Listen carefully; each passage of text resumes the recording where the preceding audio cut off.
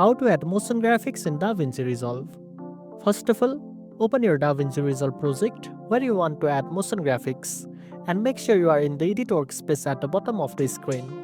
This section allows you to work directly on the timeline and layer different visual elements. Next, import your motion graphics file by clicking on File and then Import Media. Choose animated PNG, MOV files with alpha channels or any other graphics from your computer. If needed, motion graphics can also be created directly within Resolve using the Fusion page.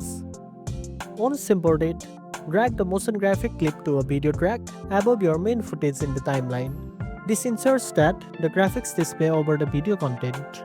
Adjust the length of the clip as needed to match your timing. To fine-tune the graphics, select the clip and open the inspector panel in the top right corner. Modify properties such as position, scale, rotation, and opacity to better match your video's look. These settings allow for simple animation and smooth transition. For more detailed motion graphics, go to the Fusion page using the tab at the bottom. Fusion gives you a node-based interface to build complex visual effects. Add custom shapes, text, or particles and animate them with keyframes to create more dynamic visual. After everything is in place, return to the edit page and check how the motion graphics integrate with the rest of your project. When satisfied, go to the deliver page, set your export settings, and start rendering your final video. And that's it.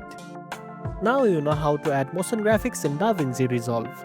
If you found this video helpful, don't forget to like, share, and subscribe for more tech tips. Thanks for watching, and I'll see you in the next one.